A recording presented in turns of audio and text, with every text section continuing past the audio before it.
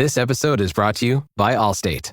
Some people just know they could save hundreds on car insurance by checking Allstate first. Like you know to check the date of the big game first before you accidentally buy tickets on your 20th wedding anniversary and have to spend the next 20 years of your marriage making up for it. Yeah, checking first is smart. So check Allstate first for a quote that could save you hundreds. You're in good hands with Allstate. Savings vary. Terms apply. Allstate Fire and Casualty Insurance Company and Affiliates. Northbrook, Illinois.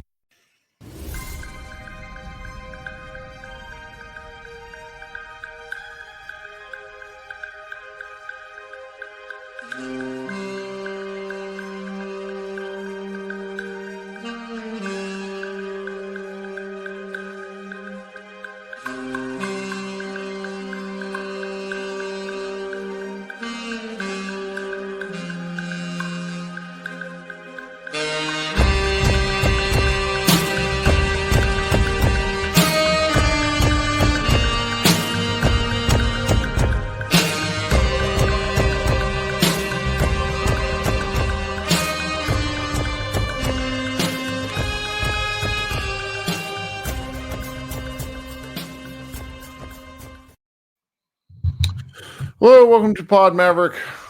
I'm Kirk Henderson, editor-in-chief over at MavsMoneyball.com, joined as always by fellow site runner Josh Bowe. We are joining you. It is New Year's Day, 9:45 p.m. Central Standard Time. Josh, how you doing?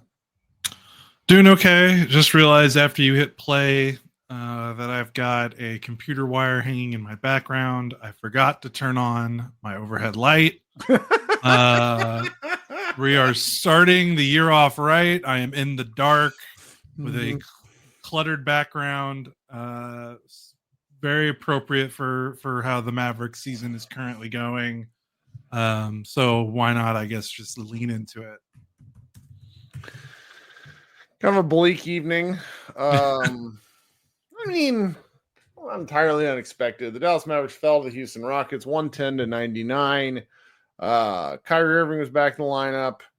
They're clearly using his shoulder issue as a reason for rest because he wasn't even on the injury report in the pregame. Klay Thompson was back from a one-game injury or illness or whatever it was. Derek Lively returned to play. You know, kids said they're going to keep him in the high teens up to about 20 minutes, which ended up being what they did.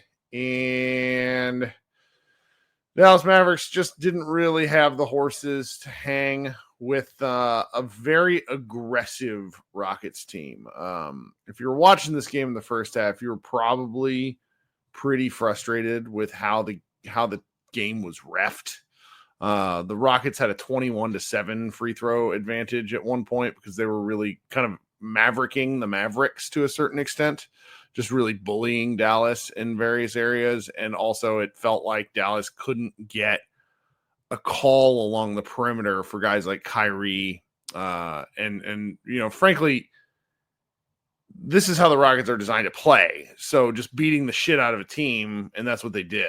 Like, this is in the rank of Mavericks losses, this one is like kind of up there in the you know, what I'm normally pretty fucking heated every loss for one reason or another. And this one more or less boils down to Dallas was missing Najee Marshall. PJ Washington got hurt in the game, which we'll address later. Luka Doncic wasn't playing. Lively was on a minutes restriction. And those factors were more than enough to work against the Mavericks. And the Rockets just outworked them, outbullied them, whatever you want to say. And we'll talk about sort of elements as to why. But, you know, you have Luka in this game. It changes. So, you know, there's this, I like this take from Tanya in the chat. She says, I'm tired of being up 10 to 15 points and getting blown out. You and me both. Though at least I felt like the Mavericks had the ingenuity and the roster against the Kings to be able to hold off the Kings. The Mavericks had nothing tonight. Houston's a good team. Yeah, and that was pretty evident. Like, there was, you know, he's the guy I bitch about more than anybody else, but the Jaden Hardy hand-holding going on in this game, like they gave him the technical free throws, There was lots of like overt positivity from the bench whenever he made like basic basketball plays. He was moving the ball a lot better tonight. He wasn't pounding the shit out of it, at least in the first half. And it was, he's just not super effective. It's not his fault. He's a 10th guy on an NBA team playing against a 3 seed that is filled with really just unbelievably talented ball swarmers. Like the Rockets felt like they were everywhere tonight on passing lanes, and Dallas didn't have the shoot. I mean, at one point, Dallas was shooting like 50% from 3, and they were down by 10. So it's like, what are you going to do? Yeah, they shot 53 from the floor, 39 from 3. And they were not in the game. Yeah, they 20 turnovers. Rockets had 17 steals. What ended up being, the Rockets scored 22 points off those turnovers, which is the second. I feel like this is like every game now, the points off turnovers and the turnovers for the Mavericks, which is you're missing your offensive fulcrum. Turnovers going up is not necessarily all that surprising. It makes it bad though, and it's not surprising, the turnovers element, but as you're watching it in real time, they're often live ball turnovers, and that it's one thing when Luka throws a high oop or something like that and it careens out of bounds and you have a chance to set your defense. Tonight, Spencer Dinwiddie tried to throw an oop to Derek Lively that was like deflected in the pass, and that just became a fast break for Houston. It sucks. Yeah, that does suck. It makes it a lot easier.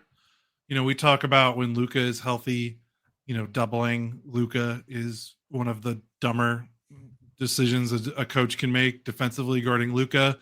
Well, when Luka's not out there, it's a lot easier to double Kyrie because there's not that outlet, there's not that gravity that Luka provides. And Houston swarmed Kyrie from pretty much opening tip. Kyrie got loose in the second half and scored the ball well in like the third quarter and parts of the fourth while the game was still sort of within reach. But Kyrie had 4 turnovers, only 2 assists. Players weren't making shots, but also it's just, and this is not even Kyrie's fault. He's 6'1" or whatever. It's just easier to double shorter players. It's even easier to double shorter players when you're down Luka and you're down Najee Marshall, who are your 2 best, connective offensive threats off the dribble. Because like with Kyrie doubled, they were like, all right, PJ Washington or some, Spencer Dinwiddie or one of the bigs catching it, Maxi Kleba catching it outside the 3-point line. They were totally cool with that. And Kyrie, had a couple turnovers in those double teams as well. So that with no Luka, that plays right into what Houston likes to do. Like you said, they're such an aggressive defense, and Luka is such a calming presence. And I know that people sometimes want the Mavericks to pick up the pace, which they have over the last few years. This is the kind of game where you need Luka to be like, let's calm it down, let's slow it down, let's get a good shot here. And instead, there was a lot of running around like a chicken with its head cut off, I feel like, possessions, because Houston kind of forced them into that because there was no one really on the floor that could slow things down and organize the team. Kyrie tried to do that as well as he can, but he's basically on an island out there in terms of point guards. Dinwiddie helps a little bit, but he's like your 3rd string point guard technically. So you're really feeling it now. When they're playing against these better teams, you're really seeing the impact of not having Luka and how it just kind of trickles down to every other spot on the roster. Yeah. And I'm trying to think. I mean, no one watched or listened to our Sacramento Kings podcast, which we talk about this. When the Mavericks lose, people just tune out, which is natural, unless you're a sicko. But this, if you were a frustrated fan after Portland and after the Sacramento game, and maybe I just wasn't emphasizing this point of it enough. It does not get like there are no holes in the upcoming Maverick schedule. Like things are going to get. I don't see any easy wins. Do you? No, they got what? Don't they play? I mean, it's like a handful, but it's maybe even less than a handful. So we go Memphis, Los Angeles, Portland, Denver, New Orleans, Oklahoma City, Charlotte, Minnesota, Oklahoma City, Boston, Washington, New Orleans, Detroit. Yep. New Orleans, Detroit, Washington, Portland, Charlotte. You say Portland. Portland beat their ass last game. So it's like, I'm kind of. But by the time they play Portland again, they'll have Najee, hopefully, But then again, if PJ's out, is PJ going to be available? That's tough. But if Kyrie's there, if Najee's there, if Lively's there, I would assume they can beat the likes of Portland, Charlotte. But again, those games aren't guaranteed now, though. Like, they're just not in the way that they are when you have everyone healthy. So, I mean, if you're talking about like betting lines, those will probably be the games that they're at least favored. But yeah, they're going to play 3 straight games where they're not going to be favored to win them. Sure. Cleveland, Memphis, Los Angeles. So that's tough. Real tough. And it just makes talking about the team in any sort of way critically a little more difficult, because when you don't have your engine and the way the team is built, it often feels like cheap shots. Right, because guys are playing above a spot that they should be playing, like being asked to do stuff that they shouldn't be. Like, yeah, this was the 2022-23 Mavericks after they lost Brunson. Yeah. Everybody was playing a step higher. The Mavericks looked good and looked okay, and then Luka needed 60, 20, and 10 to beat the Knicks, and then the Mavericks were simply never the same. Don't short count Luka. It was 60, 20, and 20. You're right. Alma in the chat says Grizzlies basically without their whole roster and managed to beat the Suns. Well, the Grizzlies. Well, the Mavericks also beat the Suns without Luka either. The Suns are not in a good spot. But the Grizzlies are such a solidly drafted team. I don't know. Like, Grizzlies are also used to not playing without their stars. Yeah, and I'm not saying that the Mavericks won't win. Like, it wouldn't shock me if they surprised any of these teams that we listed. It's just it would shock me if they beat Cleveland. yeah, Cleveland's the best team in the league right now. But yeah, I know, I see your point. It's like they go from being favorites in a fair amount of games to not, and then at that point, it becomes significantly more difficult for us to discuss the flaws, because Luka is such a floor raiser for a lot of these guys, and that's by design. So it is what it is. And they have, like, I've seen some, oh, well, I thought this was supposed to be, we've been talking about how good this roster is, and I personally think this is the best Mavericks roster since 2011.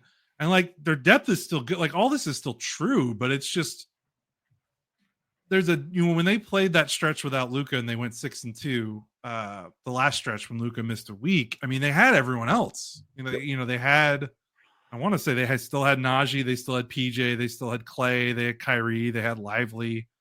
Correct me if I'm wrong there. Like, they're playing these games. They played that Sacramento game. They were missing 4 starters.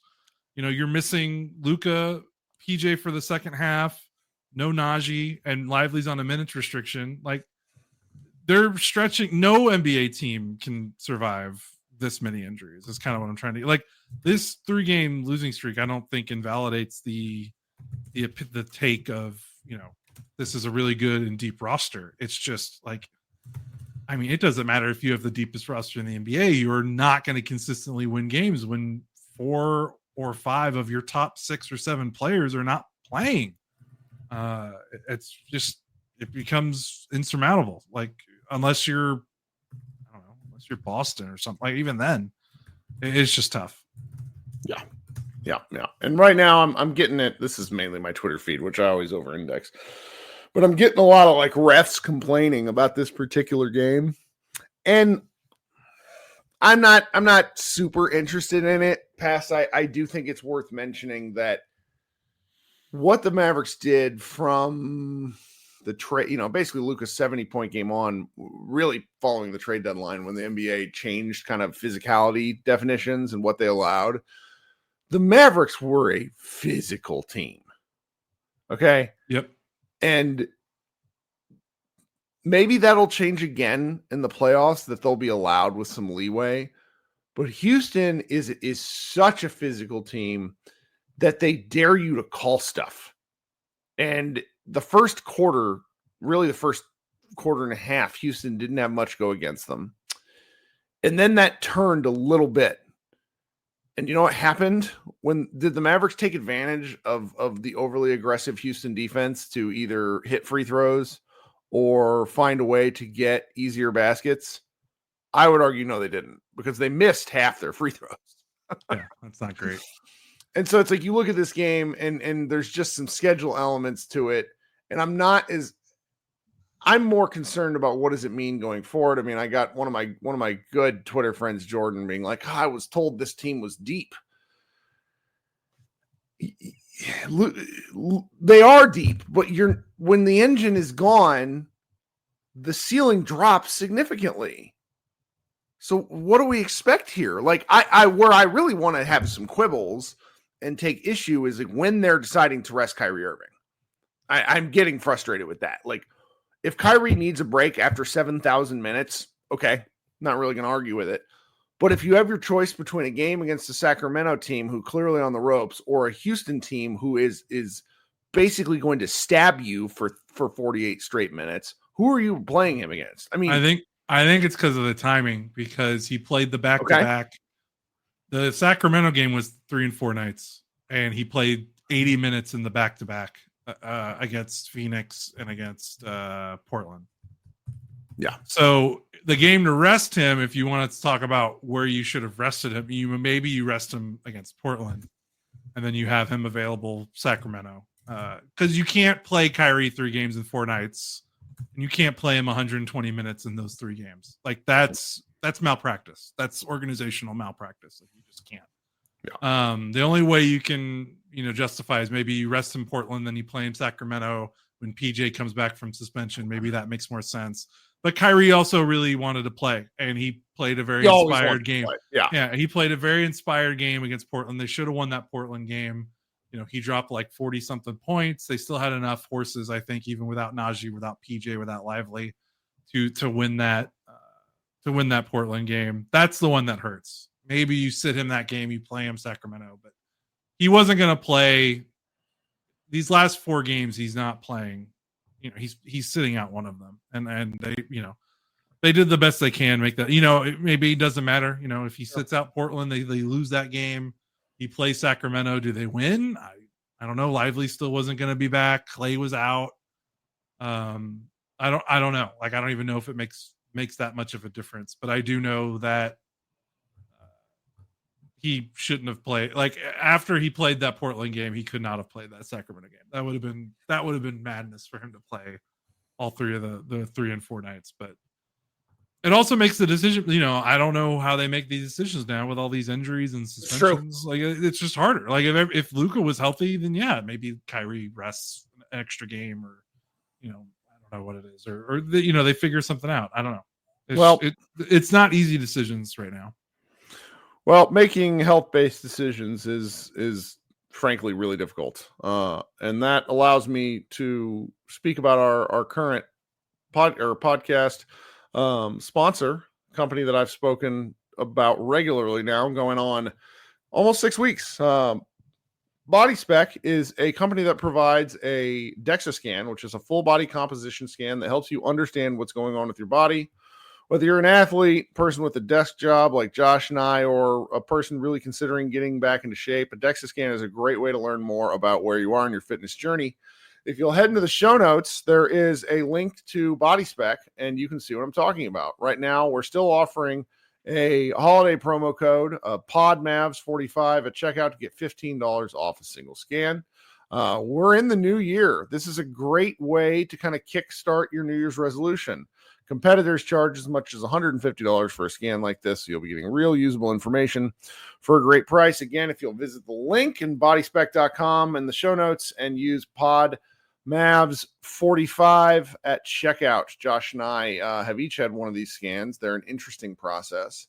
I have a I'm basically waiting until Monday, because the new year starting on a Wednesday has thrown me off. I'm waiting on Monday to sort of kickstart off a couple of New Year's resolution-based things, mainly habit-forming items. One of the things my DEXA scan told me was that despite a lot of really good lean muscle mass, I also have a lot of the worst kind of fat, which is not shocking. I'm a Hey, me too. Yeah, you know, I can't even remember what it's called. Visceral fat is what it is. Really brutal. Calling it that, like, couldn't chosen maybe a different word. It feels I mean, it's like basically calling it exploited. "fuck you" fat, and it's like this is the fat that will kill you, and it's fair. And it's like, you know, I've spent much of the last 5 years like really getting into pretty good physical shape, but I still also indulge a lot. And I think what the scan kind of informed me of is that there's just things I've got to peel back on and try to do a little bit differently. And that was very informative. You know, as I round past 40, things basically just like stop working. Like it gets cold. This is gonna sound stupid. It gets cold and my feet hurt. Mm-hmm. Like how, like, what is that? And so it's like, and then, you know, I've had to go to like a podiatrist. I've had to go to you know, various sports medicine doctors to help with different stuff. And, you know, learning that I really need to probably drop, let's just say, like 7 to 10 pounds could make a big difference. And you know, just kind of getting that biofeedback back and learning about it. And then it comes with like some suggestions along with access to like a pretty big community of people that have had these. This is interesting. Like, I'm glad I did it. You know, we have a lot of podcasts. I don't act like we're like awash in podcast sponsor opportunities, but it was pretty cool to partner with a company that is not necessarily one that is directly adjacent to Mavericks basketball, is what I will say, not to alienate future sponsors. But anyway, because we will take your money. Yes, we will take your money. If you want to We give will. Try not carb. We have one guy in the chat saying, try not doing carbs at night. Well, yeah, try, but the real, you know, when you stay up till 1:30 in the morning making Mavs Moneyball content, it's a little bit easy. To make simple mistakes. Anyways, looking forward to recommitting in the new year. We'll be right back with some additional words from our sponsors. Thanks so much. My dad works in B2B marketing. He came by my school for career day and said he was a big ROAS man. Then he told everyone how much he loved calculating his return on ad spend. My friends still laugh at me to this day. Not everyone gets B2B, but with LinkedIn, you'll be able to reach people who do. Get a $100 credit on your next ad campaign. Go to linkedin.com/results to claim your credit. That's linkedin.com/results. Terms and conditions apply. LinkedIn, the place to be, to be. The last thing you want to hear when you need your auto insurance most is a robot with countless irrelevant menu options. Which is why with USAA Auto Insurance, you'll get great service that is easy and reliable, all at the touch of a button. Get a quote today. Restrictions apply. Okay, thank you everyone for letting us do some business here. If you haven't subscribed to the show, please do so. Okay, so we've been kind of complaining and kind of just saying, okay, this is where the Mavericks are. This is why we lost. Should we get into were there any particular things that stood out to you in this game? Because I have like one and only one thing that really where I'm like, all right, the Mavericks have to figure this out. I'm assuming we're thinking about the same thing because it's Daniel Gafford. It's yes, but it is not. I am not pinning this on Daniel Gafford. Daniel Gafford at one point in 10 minutes was a -29, which the Houston Rockets radio broadcast basically said was like the worst plus minus in that short of time in like recorded NBA history. Don't know if that's true. That sucks. What it says to me though is that we have to fast track the Lively of it all. Lively played 20 minutes tonight. He was one of the rare pluses. He ended up with a +5. They looked awesome when he was on the floor. They looked awesome when he was on the floor. And he has to find a way to stay on the floor. I've been arguing is harsh. I've been debating back and forth in my mentions with people since as the game goes on. We all know the NBA was called differently in the second half of last season. Derek Lively has to find a way to adjust to the physicality that is allowed and play towards it. He is making some absolutely asinine fouls when he plays, like really dumb stuff. And it's like hip checking. It's like hands on other people. He's not getting his money's worth with his fouls. Do you know what I mean? Like, yeah, I know what you mean. His second and third fouls, I remember that he picked up within 30 seconds of each other. We're both like biting on pump fake. of And fouls. if you're out there going, God, those weren't fouls, I'm not going to argue with you, but I'm not the ref, so he has to adjust to the rules as they're being called. And here's the kicker, guys. This is extraordinarily important. He can. This is not a guy reliant on one style of play. We witnessed, he's played less than 100 NBA games at this point that weren't their regular season. I'm pretty sure. I'm going to go look that up. Yeah, close. Yeah, I think so. Because he played probably 60 games or so last year. He played 80 regular season games last year, and then he played. Yeah. He played 80. No. He has played 80 total regular season games. And then in the playoffs, he has played. Sorry, Basketball Reference is a little funky to navigate sometimes. In the playoffs, he's played 21. Okay, so he has just now surpassed 100 games total. It's nothing. That's nothing. This is a guy that's going to finish with 850 to 1,000 career games. We're not even partway through this guy's career. We're in the loading stage.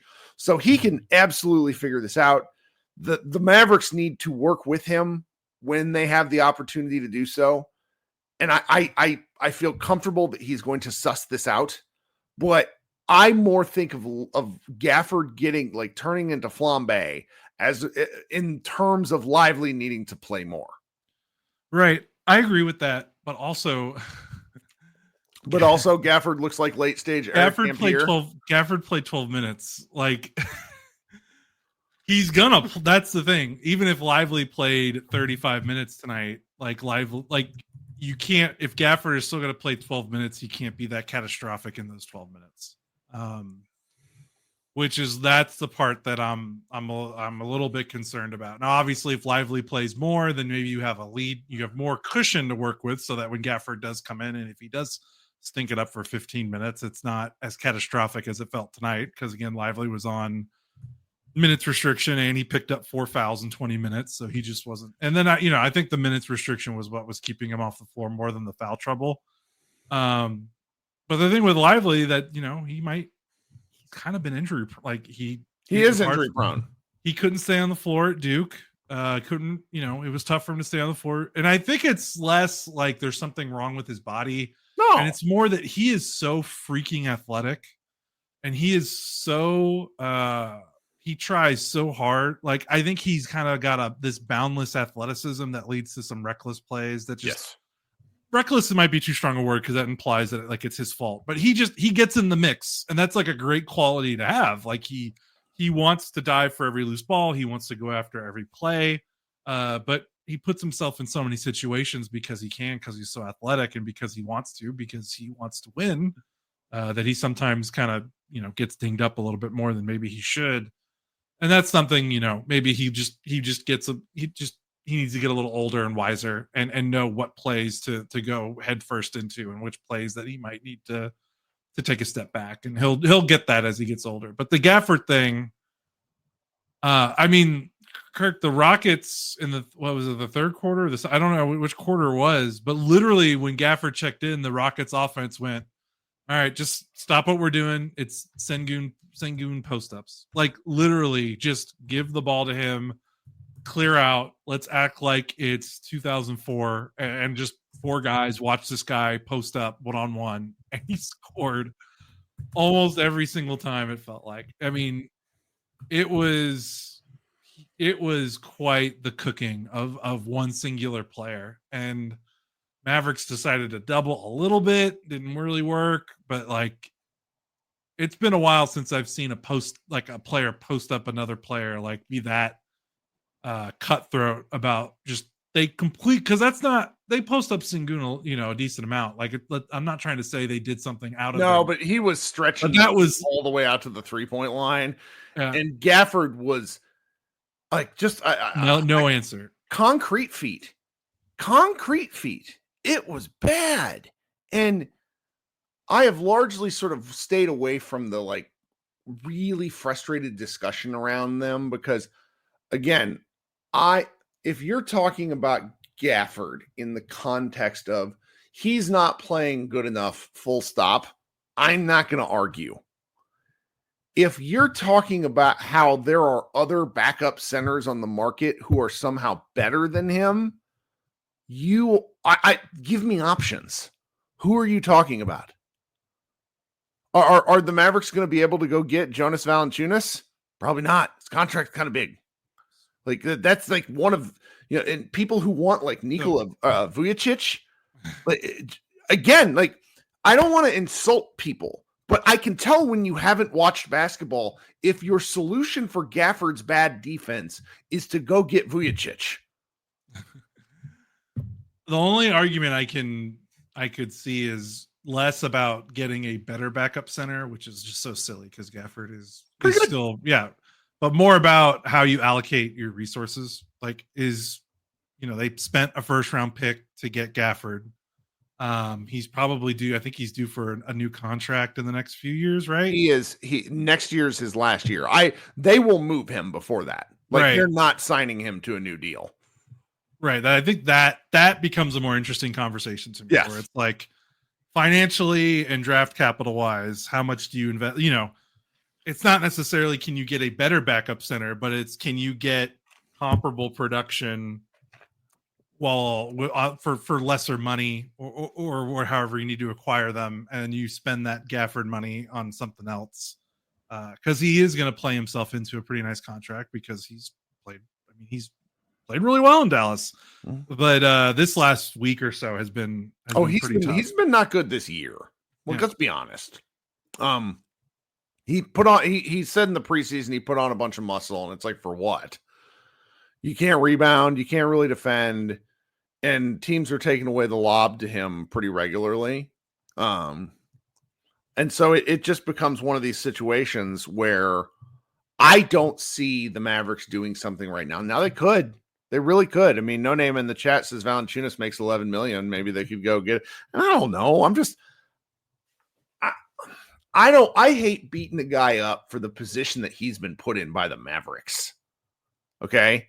Like that, we've watched some heinous centers on these Mavericks teams the last few years. Like, and not only that, heinous centers that we were told by the combination of the Mavericks and the local media that were like, well, if they just get a chance. And it's like, no, they're bad. They're bad centers. Willie Cauley-Stein sucked. It's tough. Like L9 keeps mentioning Isaiah Stewart. I don't think he can play offense with these Mavericks, but it's again, what are you talking about? Are you concerned about defense, that sort of thing? Maybe. I'm not anti. I just beating him up serves the purpose of what, when I think it's the Mavericks' fault for valuing him as a 1B to Lively's 1A, which is not what he is. And I think, I agree. And then my one counter would be, even if everything's going right, and if Lively's playing 32 minutes a game, Gafford's still playing 12 to 18. And if those minutes are as bad as they were in a game like tonight, they have to figure that out. Like, they can't lose those minutes so bad. Like, he can't be that bad in his minutes, because it's not like he's going to be out of the rotation. He's in a bad place right now, and it's pretty evident. Right. That has to, regardless of what they do with Lively, regardless of how Lively continues to develop, it's not like Gafford, for the time being, is going anywhere. He's going to be part of this rotation. Even if he's not a starter anymore, even if Lively starts and plays more minutes, it's not like you're reducing Gafford's minutes to zero. Like, he's still going to be a big factor of this team. So they got to figure out a way to play either around it or get it better or change something, because they can't keep playing him like this and expect to win consistently his minutes if he's playing like this. I'm assuming this is pointing out just how silly this conversation is from Just Incredible. He says, is there a backup center who won't get played off the floor during the playoffs? No, I know. Yeah. That's the long-term picture of it. Yeah. I mean, they're backups for a reason. Like, every team, when you get to nut crunch basketball and you're playing against good teams, your bench minutes is just, let's survive. Like, that's kind of the goal, just don't get obliterated. But they got obliterated tonight when Gafford played, and Sengun was just murdering him, man. Yeah. Just because Sengun's like he's very crafty, and the fact that the Mavericks were having to send soft doubles at him was pretty strong indictment. Whereas I don't remember Lively guarding him that much. I don't remember those minutes. Sengun started the game, I think 0 for 3 from the floor, and then when Gafford checked in, he just got cooking. And again, Gafford showed some of this last year. Remember in the playoffs? I mean, when Lively would hit the bench, or when Lively would check in because they were still starting Gafford because his kid didn't really want to mess with the lineup after it kind of carried them in the second half of the regular season. I mean, we saw in the playoffs they were so much better with Lively on the floor compared to Gafford. So it's just got to become a thing of like, we know that the team plays better with Lively when Lively's able to stay on the floor than versus Gafford. It's less about that. It's more just, okay, so when Gafford's on the floor, how can they do a better job winning those minutes because he's not going anywhere? And this is great. In the chat, No Name says blocks aren't defense, which is just like, God, the Mavericks have apparently lost 5 of 6 games where they've had these massive block totals, and their blocks are an element of defense, but they are often talked about as defense, which is just this team is built a certain way, and when the foundation is pulled out from under it, you start to see the cracks. Is it bad that I want Kyle Kuzma? That is a fantastic comment, Jeremy. Thank you. I think so. Well, we're gonna start to see the people kind of come apart at the seams the next several days. I know, because there's going to be some bad loss, some ugly looking scores coming up in the next week. But funny enough, like Houston shot 48% in the restricted area. They didn't shoot too well from 3, so you limited them from the best spots on the floor. They shot 8 of 10 from mid-range, which are the shots that the Mavericks are okay giving up. So that's kind of a tough beat there as well. But also, they went to the free throw line a ton. And that's another thing, when we talk about Gafford and we talk about like Maxey, their defense, those two they're contesting the rim about as well as they can. Maxey got beat at the rim a few times, so did Gafford. I'm not saying they've been flawless, but at a certain point when you give up uncontested line drives to the rim, like you're putting your big man in a no-win situation. You can't give NBA players these runways to your big man and just hope that your big man will always clean it up. Their perimeter defense has struggled lately. And, PJ goes out and he wasn't able to finish the second half. Like you've got Kyrie and Clay and Jaden Hardy playing a ton of minutes. Like they're having trouble staying in front of guys right now. And like Luka, for all of his faults that he can bring on the defensive end sometimes, like just a big dude that's hard to get, go through him. Yeah. Teams can sometimes pick on him off the ball, but in terms of like on the ball, like I think that's Luka's best strength is guarding on the ball on defensively, to be frank.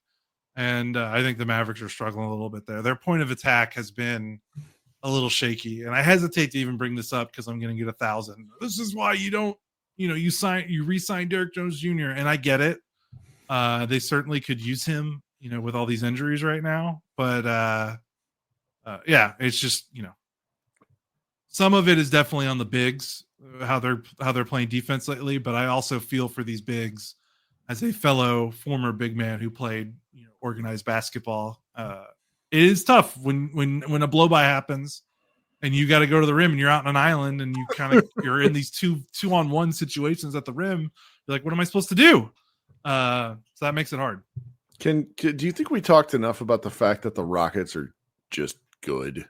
Rockets are great, dude. No Amen Thompson, no Tari Eason. So they're like, all right, Cam Whitmore, you play 24 minutes, and he lights it up. Weak link is why they're not going to end up going anywhere in the playoffs, but they're going to be a bitch to even get there. Like their engine is ostensibly Jalen Green and Alperen Sengun. And Jalen Green is such a trick or treat basketball player. And it's really funny to watch him play. Fred VanVleet is 10,000 years old, but if you get him in the right game, he's just going to kill you. I think Sengun in a playoff series gets kind of destroyed the same way Sabonis does. Sabonis is just a bit of a stats merchant. He's kind of a fraud. He doesn't really do anything to affect close games. And I think that Sengun might have that same element. So I'm kind of gutting through the top line of their roster, but then you look at the guys that they throw into this mix. Dylan Brooks is a dog. I hate him so much, which is why he's so valuable. Cam Whitmore, obviously a second-year player, really torched the Mavericks tonight off the bench. He's only going to continue to get better. Jayshawn Tate is the kind of bench wing that helps a championship team. Aaron Holiday, I hate Aaron Holiday. They didn't even play Jeff Green, who is still in the NBA and still functional. Tari Eason, who you mentioned, has been dealing with a leg injury right now. But him and Amen Thompson are probably the two best bench defenders in the league. They're good. And you know, it doesn't even, what's so funny is like Reed Shepherd, it doesn't even get minutes for this team. And he was a guy that, like, my friend Kevin O'Connor was like, he might be rookie of the year. Like they're just a well-built team that doesn't have that special guy, your Luka Doncic, your Anthony Edwards to put you over the top, but they're dope. And so it's not, it shouldn't make you feel bad that we lost to the Rockets because they're good. Like they're higher up in the standings than the Mavericks are, which is the thing I don't think some people know. Yeah, they're good. They're obviously they're you know, I see the chat really does not think that Houston is that good. Yeah. And I understand because, you know, they're going to watch the playoffs, and if they lose in the first round because their half court offense stinks because they don't have a star, you're going to be like, well, they stink. Well, regular season basketball and playoff basketball are two different sports. Like, they just are. And the Rockets are a roster as currently constructed that's really fucking good at regular season basketball, like the way that they could get through a regular season, an 82 game schedule. Because like you said, they've got everything but the guy. They've got the 3 through 14 parts of the roster absolutely locked, nailed down. They might have 2 if Amen develops the way that, you know, I think me and you are really bullish on Amen. So he could probably turn into the number 2, but they're missing the 1. You know, because it's not Jalen Green. At least we don't think he is. But that doesn't discount, like, they are a pest to play in the regular season when you don't have time to scout for them. Obviously, the playoffs are going to look different, but like to get past them in a regular season setting is difficult. It's just brutal. Like talent, the waves of talent. Like there's just no let up when the bench comes in and it's Cam Whitmore and Tate, and then if Amen and Tari were healthy, it's like that's tough when you're. Let's just sort of analyze this from, if this were a March game. I don't know when we play the Rockets again, but if this was a March game and both teams are healthy and Luka Doncic is playing, what we're talking about in the post game is how Luka goes from being guarded by Dylan Brooks and probably a little bit of Fred VanVleet in the starting group to then facing Tari Eason and Amen Thompson as they come in off the bench. Luka probably gets a technical and is mad as shit because they just will beat him all game long, and the refs will allow it because Luka's a big guy. And it's just a very different game plan. Like, I still think the Mavericks are better, and I think they can beat them in a 7-game series. That's not my implication at all. It's just they're so really good. And I just don't have, you know, this is why we're able to talk for 40 minutes about this, because there's just a lot going on. Yeah. I'm very envious of some of the players that they have on their roster. They're just a very talented team that's missing they're missing the most important part. Like, they need a number 1 guy, like, desperately. But they have 1 billion draft picks and 1 billion young players that they are probably going to trade for the next guy that comes available, or they'll draft him and get lucky in the lottery or get lucky in the draft. Either way, I think what we're trying to say is, of the 3 losses, this is the one to be less. Sure, is the least shameful of the 3 losses, because Houston's a credible team. Ooh. All right, fun podcast for a bad game. Thanks for everybody in the chat for hanging out. Everybody listening on your audio platforms, appreciate that too. I'll get back to doing these secondary shows at some point, guys. I am dying at home here. Kids aren't sleeping. Everybody's sick. We all got to go back to work tomorrow, which feels evil. But I guess tomorrow is Thursday, which, time makes no sense in this vacuum we're living in. We'll be back Friday for the Cleveland game. Everybody, thanks so much for hanging out. It's been a good time. Go Mavs.